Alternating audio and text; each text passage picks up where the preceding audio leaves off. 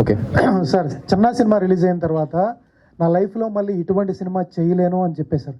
ఎలా డిసైడ్ అవుతారు సార్? తర్వాత మంచి స్క్రిప్ట్లు రాకపోవచ్చు. సార్ నేను నెక్స్ట్ ఇయర్ నా 40th ఫిల్మ్ వస్తుంది సార్. నేను ఆ మాట ఇక్క వరకు ఏ సినిమా గురించి అనలేదు, ఆ ఒక్క సినిమా గురించి అన్నా.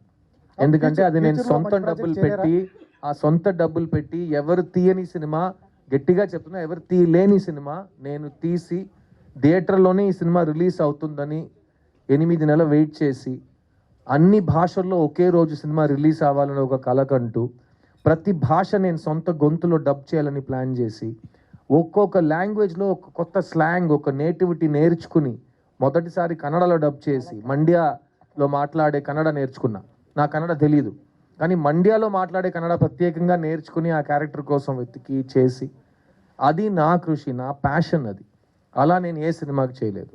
At the same time boys cinema తర్వాత ఆ సినిమా నాకు రీలాంచ్ అనిపించింది. ఎందుకంటే బాయ్స్ వచ్చింది కాబట్టి నేను 20 సంవత్సరాలు నేను వచ్చా. ఈ చిన్న సినిమా వచ్చింది కాబట్టి నా నెక్స్ట్ 10 years 20 years స్క్రిప్ట్స్ వస్తాయి నాకు. సో అది రాకపోతే అదే సేమ్ మీటర్లో వెళ్ళేవాడిని నేను. కానీ the quality and choice of films I'm getting, నాకు వచ్చే అవకాశాలు చాలా ఇంప్రూవ్ అయిపోయినాయి చిన్న సినిమా తర్వాత. అందుకే అంటున్నా, ఎలా బాయ్స్ లాంటి సినిమా నేను మళ్ళీ ప్లాన్ చేయలేను, ఎందుకంటే అది నాకు వచ్చిన వరం. ఎవరో ఎక్కడో పిలిచి ఇండియాలో బిగ్గెస్ట్ ఫిల్మ్లో నాకు డెబ్యూ ఇచ్చారు. అలాగే ఎవరు పిలవకుండా, ఎవరు చెప్పకుండా, ఎవరు హెల్ప్ తీసుకోకుండా నేనే నాకు సెకండ్ లాంచ్ ఇచ్చుకున్నా. అందుకే చెప్పా అలాంటి సినిమా నేను మళ్ళీ తీయలేను. Correct? Thank you. Next one second sir. Counter question ఏంటి సార్? మీరు ఇంటర్వ్యూ చేస్తున్నారు. ఇంటర్వ్యూ కాదు సార్, మ్యామ్ వెయిట్ చేస్తున్నారు. కమాన్. సిద్ధార్థ్ గారు, ముందుగా hearty congratulation. Thank you ma'am. Wish you happy married thank you life. Ma'am. So ఈ సినిమాని చూసినప్పుడు ఆ ట్రైలర్ అయితే చాలా బాగుంది. మీరు మిస్ యూ అనేది మరి అదితి రావు గారితో, అంటే ఈ అమ్మాయి నాకే ఎందుకు నచ్చింది అని మీరు అనుకున్నారా? అండ్ ఈ మూవీని అదితి రావు గారు చూసారా? మ్యామ్, అదితిని ఎందుకు నచ్చిందంటే నేను కారణాలు వెతకక్కర్లేదు, నా దేవత తను. సో అలాంటి ప్రశ్న నేను మిస్ యూ అంటే రోజు 20 సార్లు చెప్తా తనకి. కానీ ఇంకో విషయం చెప్తాను, ఈ మధ్యకాలంలో నేను ఈ మిస్ యూ అనే పదం నాకు అన్ని చోట్ల కనిపిస్తున్నాయి. సో లాస్ట్ వీక్ మా అమ్మ నాకు 50th వెడ్డింగ్ యానివర్సరీ. నేను రాజస్థాన్లో షూటింగ్లో ఉన్నా. ఈ 22 yearsలో మా ఇంట్లో ఏ ఫంక్షను, ఏ మంచి రోజు, ఏ దేనికి నేను వెళ్ళట్లే. ఎందుకంటే ఒక ఆర్టిస్ట్ లైఫ్ అతని టైం అతనిది కాదు, ఇంకెవరి చేతిలోనో, ఇంకా నా చేయి మీ చేతిలోనే ఉందన్నట్టు ప్రొడ్యూసర్కి ఇచ్చేస్తాం. సో అలాంటప్పుడు నేను వెళ్ళలేను.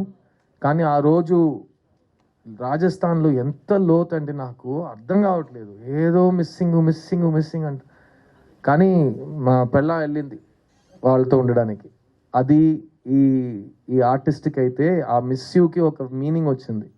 సో నన్ను రిప్రజెంట్ చేయడానికి ఒక అమ్మాయి మా అమ్మ నాన్నతో వెళ్ళి వాళ్ళు 50th anniversary స్పెండ్ చేసింది మా ఫ్యామిలీలో, మా మహాలక్ష్మిగా.